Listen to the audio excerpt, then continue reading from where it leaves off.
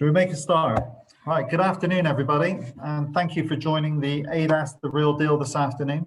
This is the first webinar for the MBRA, and today I'm joined with Jerry Braddock, who's a subject matter expert for the MBRA, and Jerry specializes in training and aftermarket equipment. And we also have Pete Eden, another subject matter expert from the MBRA, and Pete is going to discuss the financials of investing in ADAS and the calibration, some of the highs and some of the lows, and what to watch out for. So without further ado, so the purpose of the webinar this afternoon is for us to look at businesses, repairers looking at investment into ADAS. Why would you need to make an investment into ADAS? Some of the compliance that's coming over the horizon, which you need to be aware of, especially if you're doing or undertaking insurance work. We'll also be looking at the different types of ADAS, and then we'll be going into our first poll. So we've got some questions for you, and we'd really like you to come to the party on this, answer the questions, because it would be very good for us to have that knowledge. Then we'll look at the insurance industry requirements briefly on ADAS and when that comes into effect. We'll also look at the ADAS competency training, what that means for you as a repairer and why you would need it. We'll also look at subcontracting ADAS calibration. If you don't want the risk of doing it on site, then you can subcontract. And which ADAS system should or would you invest in? We'll go into our second poll, which will have an array of different questions. And then we'll look at invest v subcontract from Pete.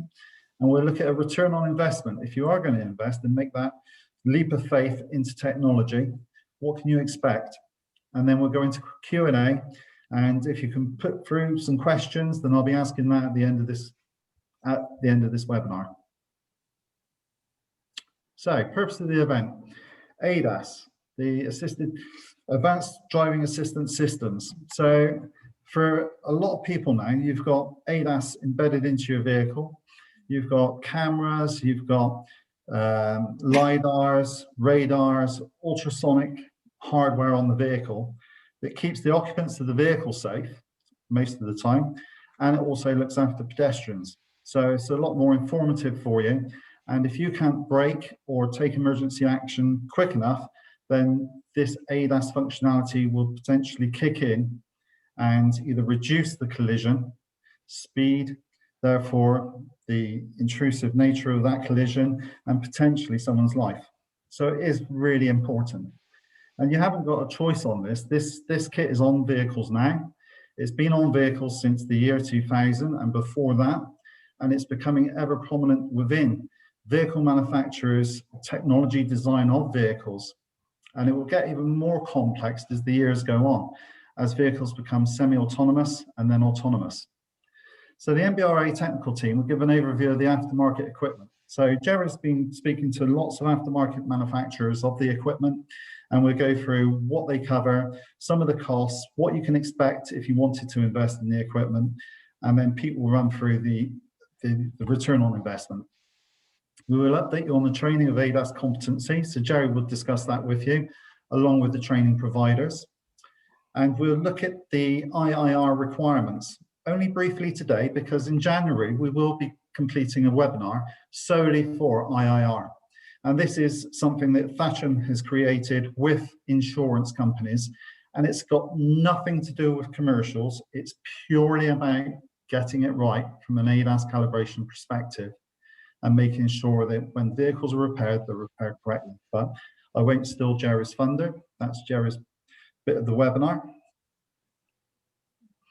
So moving on into advanced driving assistance, we've already discussed the number and type of ADAS systems that are growing more complex. All new vehicles have this installed. And you can see this from a Fiesta to a Ford Ka, even through to a Nissan Micra that could be fully loaded with lane assist, AEB, adaptive cruise control. It's not the top end of the market that you need to be looking at.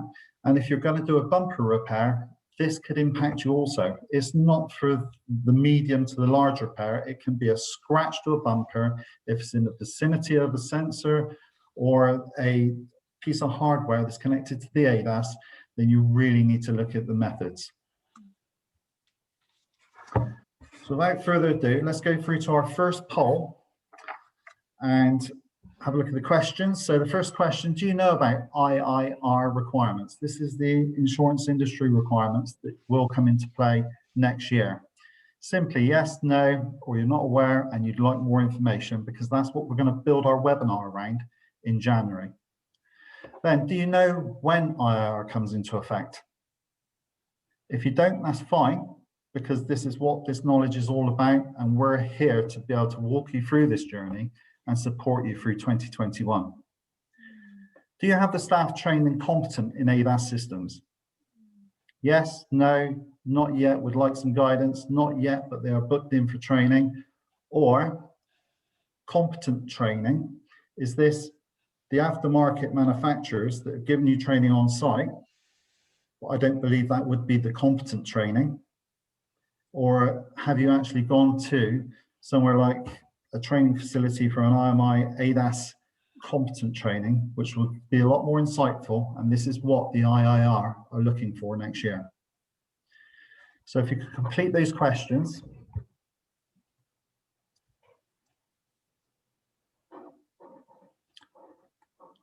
I should see some of the results coming up.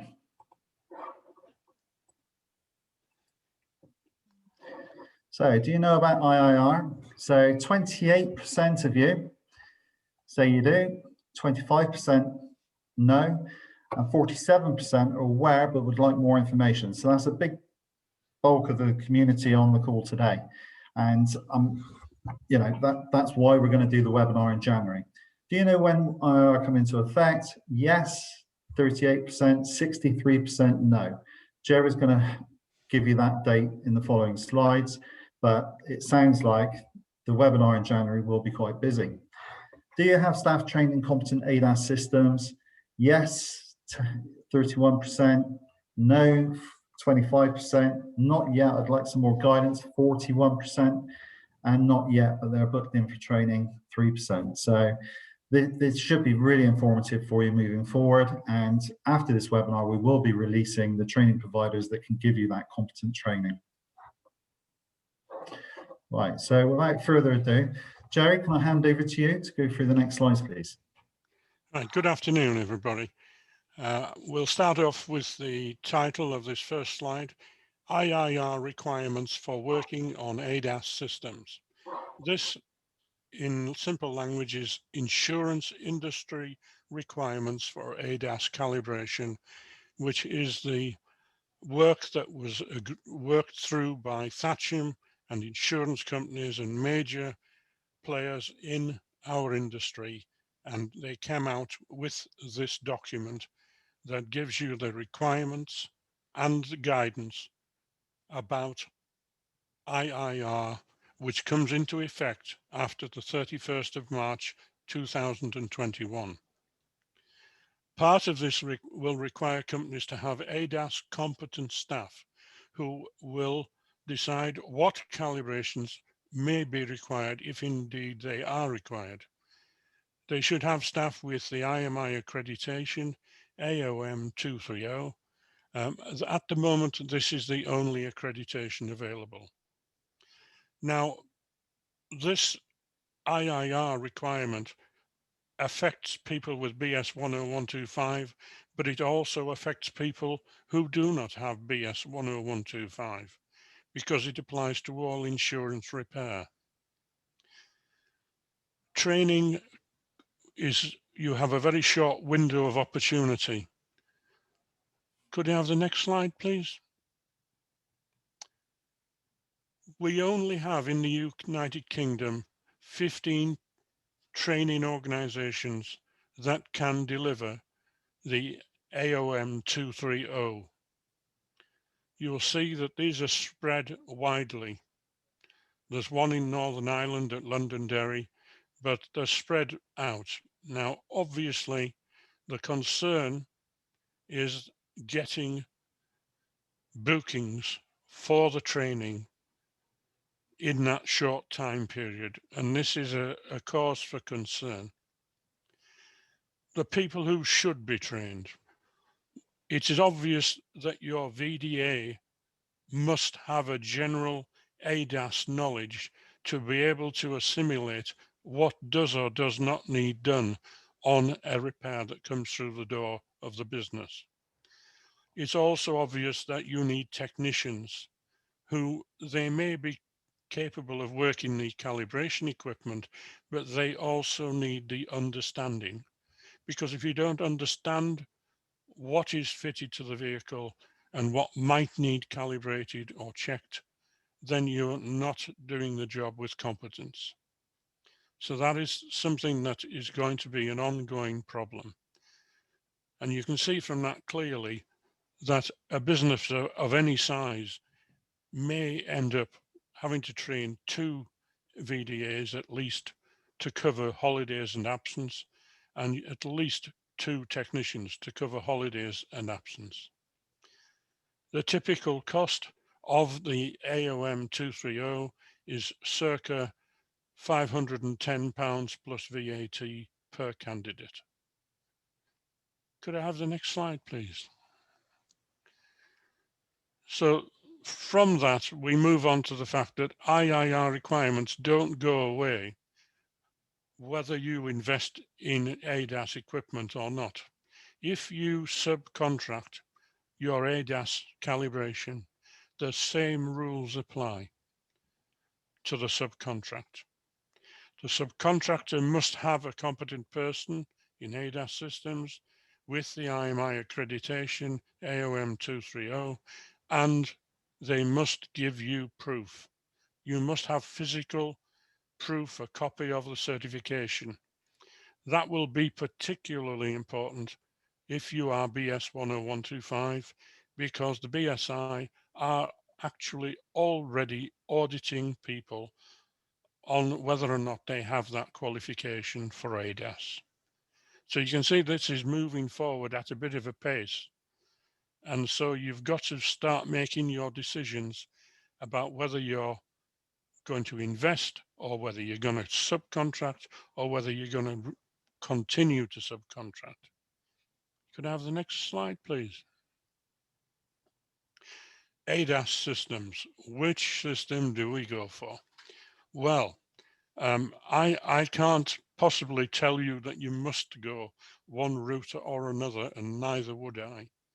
But you'll see from the matrix that we've put up there that in the right-hand side column, there's quite a variation in the cost of a full system. You mustn't be blinded by the lower cost of some, because you've got to take the whole package and understand what you are actually investing in if you do invest. For example, Texa UK, that is a frame and board system with interchangeable boards for the different manufacturers. It's got a wide coverage of manufacturers, and the full package could be £29,000 plus VAT. Heller Gutman, another frame and board system, good coverage. You'll see that the individual board prices are similar, but they do have a range and variation. Heller Gutman do a basic starter kit at 7,650. This has a diagnostic unit, but it has a limited number of boards. So therefore you've only got a limited coverage of vehicles. So it's very important not to be blindsided by that. Hoffman Megaplan.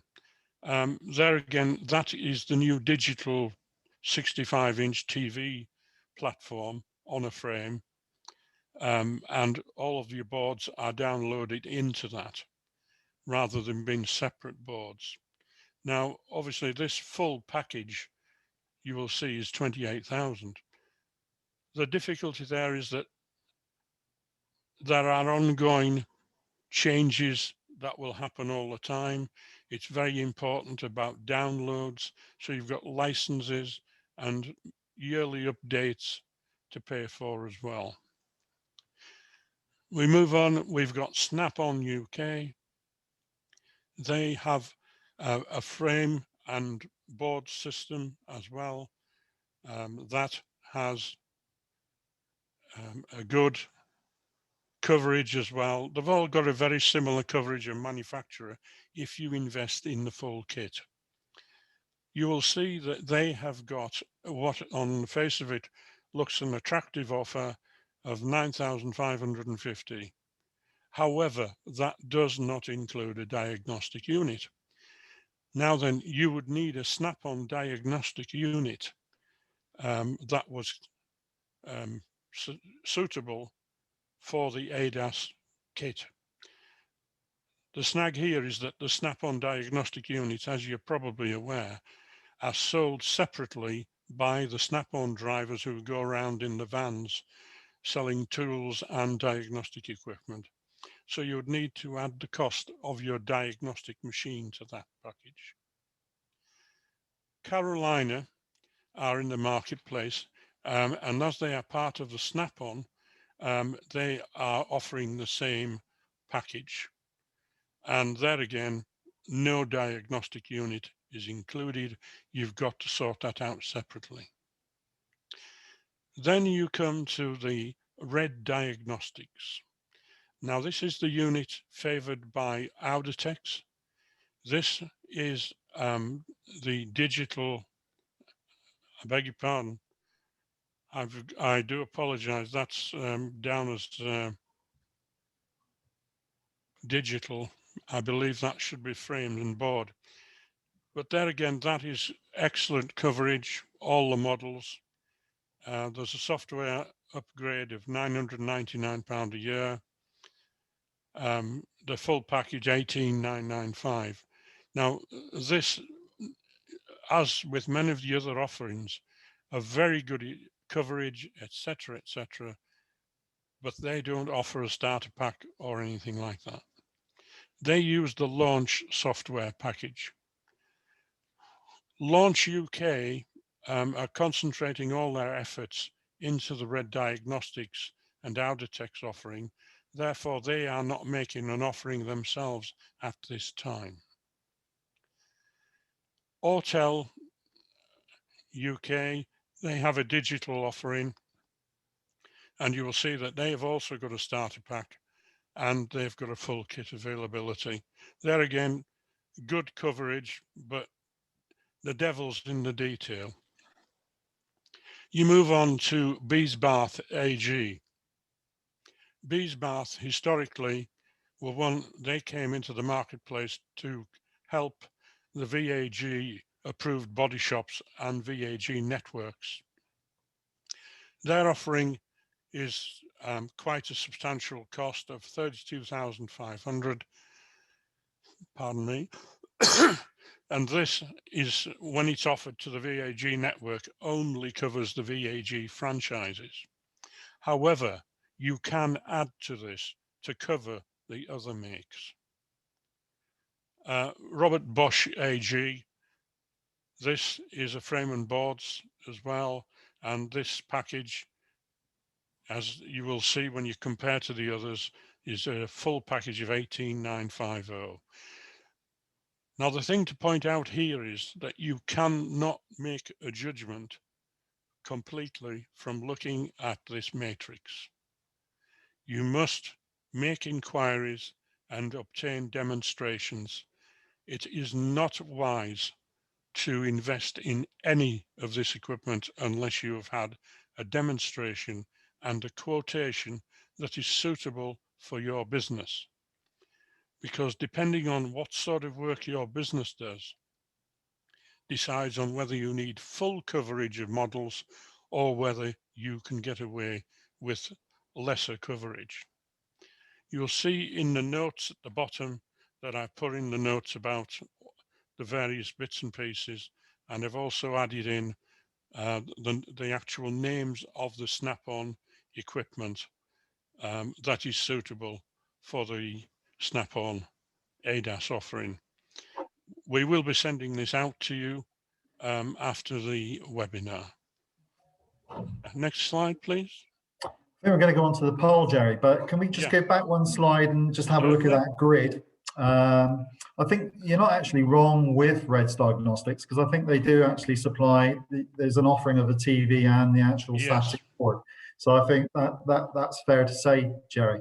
The other thing is, am I right in saying that it's just the REDS diagnostic and Audatex that will upload that calibration into the Audatex system? As we're led to understand at this moment in time, that is the case. It's just the Red Diagnostics that's got the direct link to Audatex. Okay. All right, thank you for that. And you were saying about the Snap-on, looks like the cheapest at 9,550 plus diagnostic unit, and there's 4 different diagnostic units to choose from, which will bump that cost up a little bit. So be mindful when you're looking at the ADAS calibration aftermarket equipment, what's included in the bundles and what's not. And That's make right. sure that, I assume the radar is one of the most pinnacle pieces you'll need in that startup kit as well, Jerry.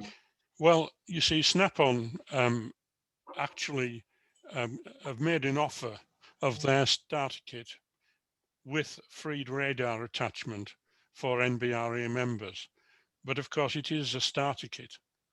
Yeah, yeah, but that is an offer that they've put out there. yeah. And I've had a couple of questions come through already. So the slides will be sent to you after the webinar, and there will be a recording of the webinar as well if you want to go through this pain again. This will be made available to you. So yeah, okay. Thank you, Jerry. Okay. I think we're going to go to our next poll now. So some of the questions that will be coming up on your screen. So first question, where are you with ADAS currently? So have you subcontracted your ADAS work out? You don't want the risk and you're doing that. Or have you invested in the equipment already? Or none of the above because you don't feel like it's something that you need to be involved in at the moment. But hopefully after this webinar, you will want to become involved in it. Second question, if you are considering investing in ADAS, have you had any demonstrations? And just let us know which manufacturers of the ADAS systems that you've had. And potentially, once we've had this webinar today, we will be sending out an email address to answer any questions that aren't answered on the webinar. So whether you've got questions or whether you've got feedback, we'd love to have the feedback of these different systems as well. So if you've invested in one of the systems and you feel like it's really working for your business, then we'd like to know about it. If it's not working for your business, then A, we'd like to know about it. B, we can get onto the manufacturers of the equipment to say you need further support. And then the fourth question, how many vehicles approximately do you have that require ADAS calibration each month? So you may be aware of how many vehicles are coming in with ADAS, or you may not. And that's part of the competent training that we'll go through in our webinar in January. And how many calibrations are you doing on site? How many calibrations are you subletting off site? So you could be doing a mix of both because you've invested in the equipment, but the aftermarket equipment won't do 100% of the vehicle manufacturers models. So this information for us will be really powerful, and it will also be powerful for our members that are thinking about investing in this equipment as well. So let's have a look at some of those answers as they come through.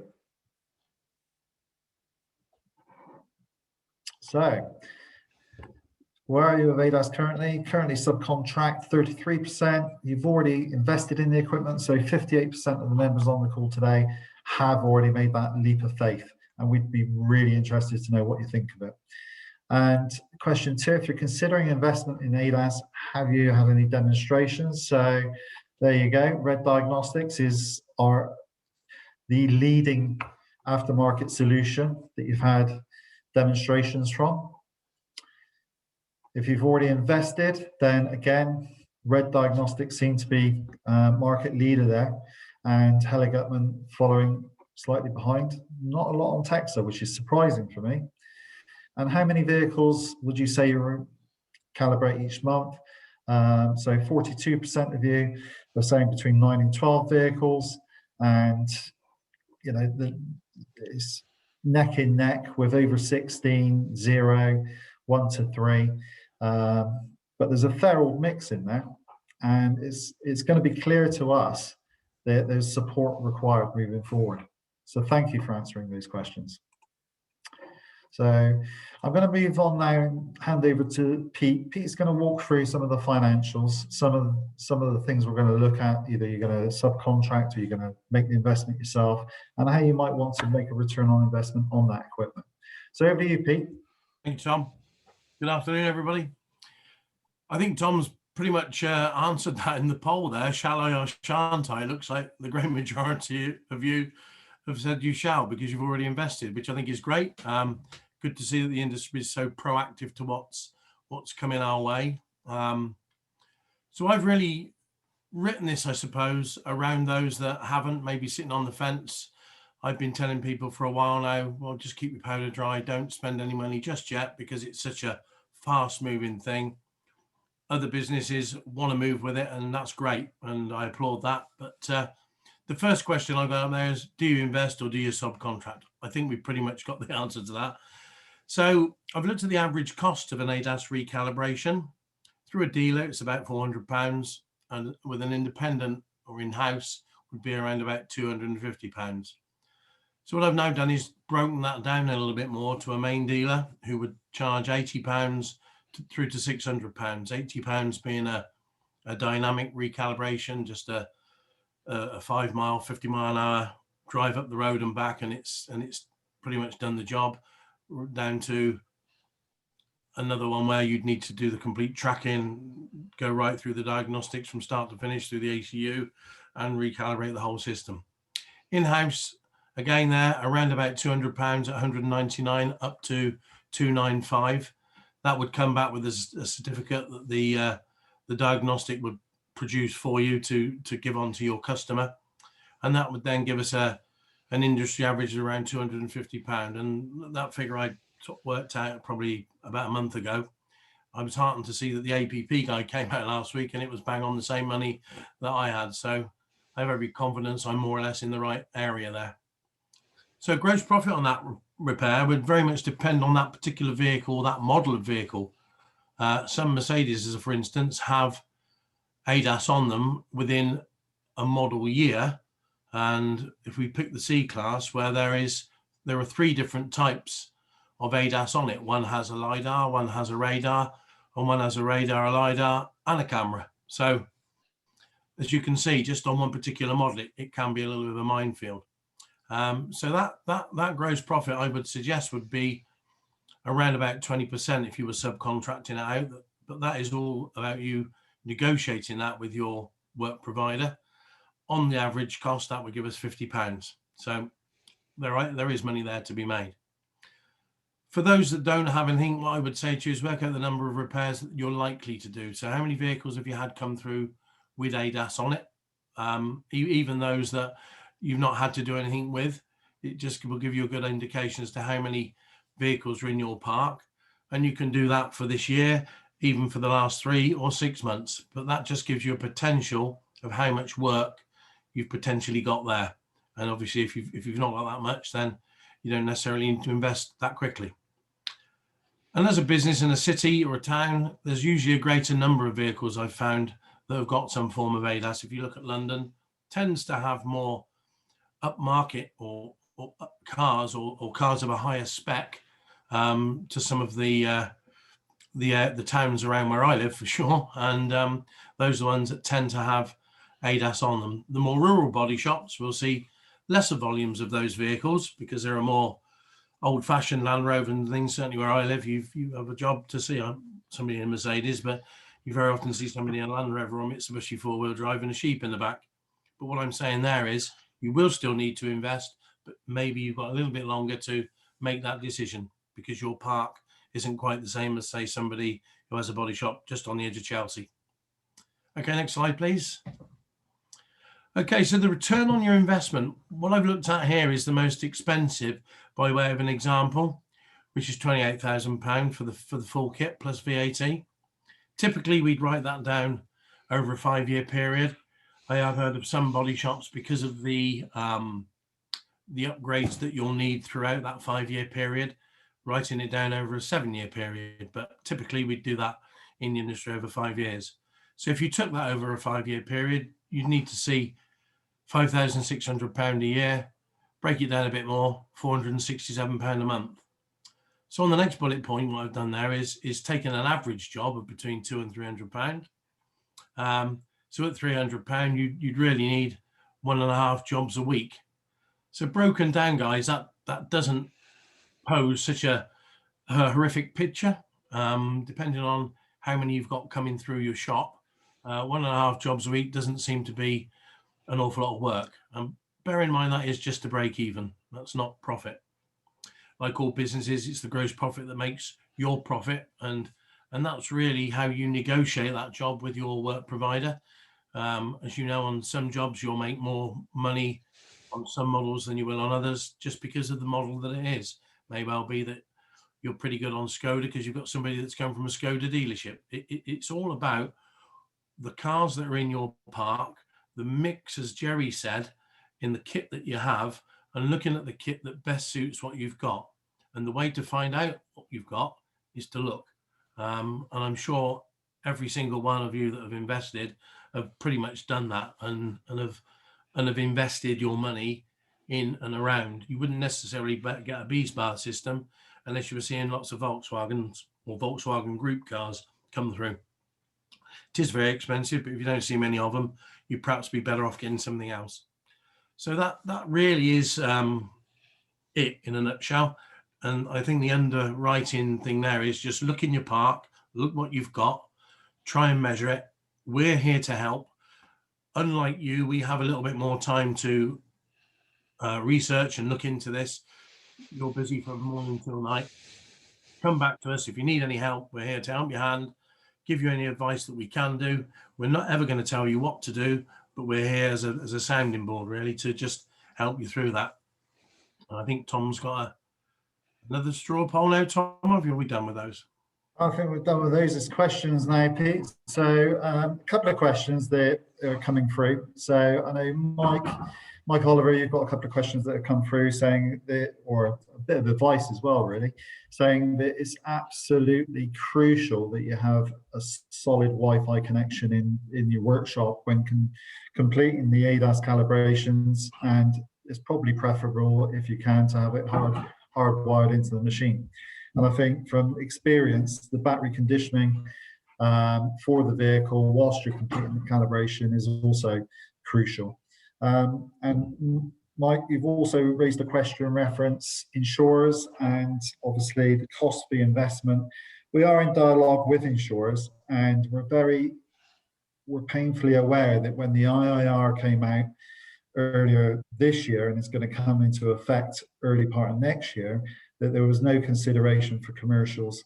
So the insurers will expect you to have the compliance not only through the training but through the audit process as well for your workshops. And we are in dialogue with a couple of the insurers reference the costing of this, and this hopefully will be announced in January when we have our IIR webinar. So I'm hoping that answers your questions there, along with what Pete's gone through. Devin, you're saying the GP looks a little low there. So I think when we have our next webinar in January, we'll work with a few of the repairers, reference the GP, and try and expand on our knowledge there, if that's all right. So what, Chris has come up with a question. It's one of my questions too. Jerry, what's the average cost of training? And do you have the average a cost of training is £510 plus VAT per technician, and it's a two-day training. Yeah, and that's variable per training provider, I take it. There's a very small variation because it is a prescribed accreditation. It gives you knowledge. It does online test, and you complete it by doing a physical calibration using one or other of the types of equipment. Okay. So it's to give people an overview to be able to decide when they're doing estimates or calibrations what they need to cover in each individual vehicle. Okay. And one of the other questions that I have is, how do you future-proof your business through ADAS calibration? Before you answer that question, I'm aware that we have attendees that are apprentices on the call, so I thank you for joining this afternoon, and you are part of this future proof. Yes. So the training you have in your apprenticeships through the ADAS calibrations and all the technology that's coming through, if you're on a apprentice standard apprenticeship, then you'll be learning this. If you're going through some of the other tri-nations through Wales, Scotland and Ireland, then you'll be learning it as well. But how would you future-proof? So if you're spending £28,000 on ADAS calibrator, is that going to last you 10 years, 15 years, or how long do you think it's going to last? In our modern technology world, in 5 years' time, that investment will mean you will have to reinvest, because the technology will move on, but we will still have the old park of cars with the earlier versions of ADAS on, which will continue to need calibration. So it's an ongoing investment program. I would imagine every 5 years there will be a reinvestment in some shape or form. And I think that's something that when we have dialogue with the insurance companies, that we need to get across to them that, Yes. you know, let's say it's £30,000 and you get a return on investment over 5 years. It's about making a living out of repairing vehicles, not just surviving. And it may be that you have to invest again for a new diagnostic machine in 3 years' time, which could supplement be another £5,000 to £10,000. So the costings that are around today need to evolve with the investment right. from repairers. Okay, thank you. What facilities would you need to complete a ADAS calibration? Do you get the ADAS kit out every time you want to do one, or do you have to have a dedicated bay, or how does it work?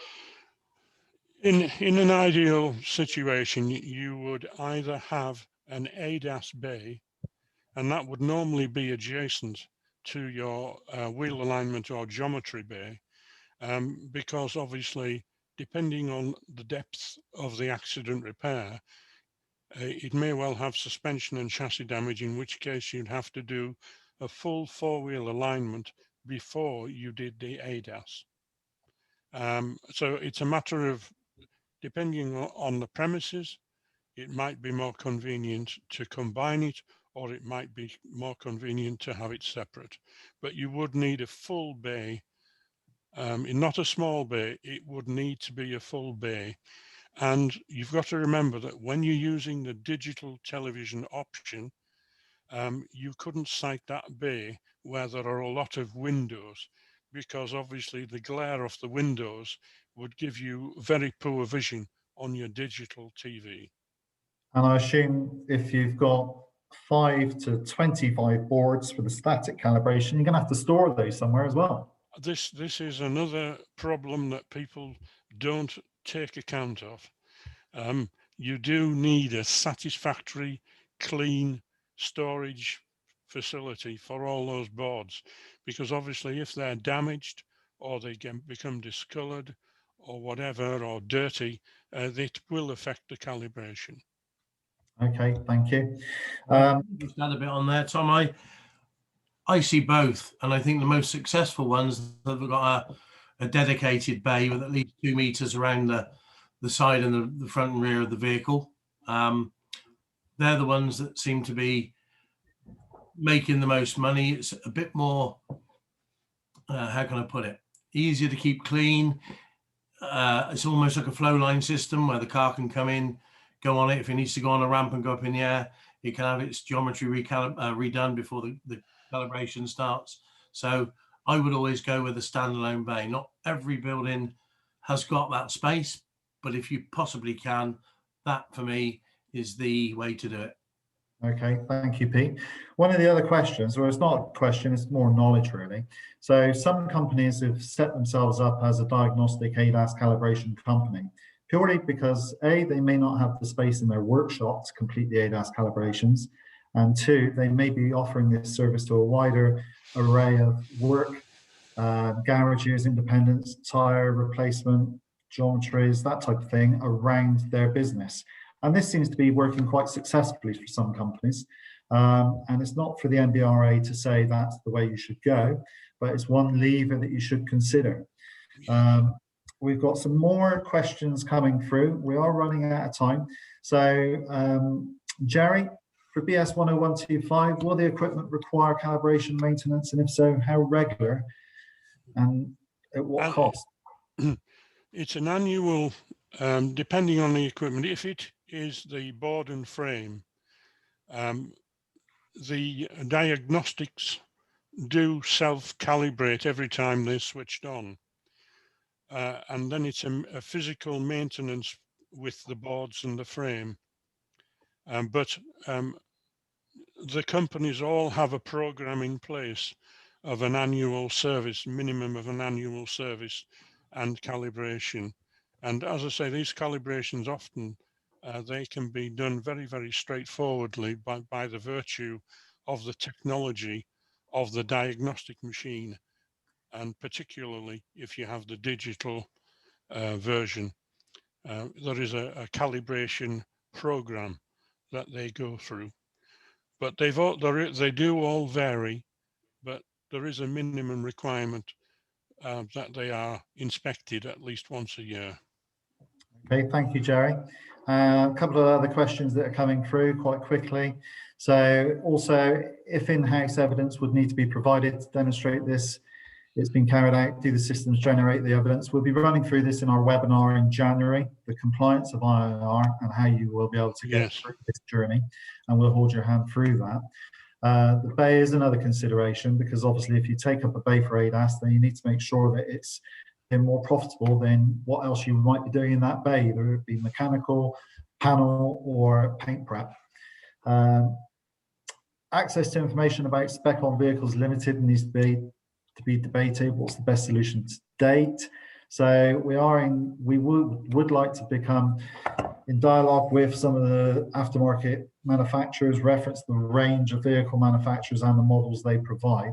And that's something that we probably will be able to put up onto our new website when it goes live in 2021, with the authority from those vehicle manufacturer or the after equipment manufacturers.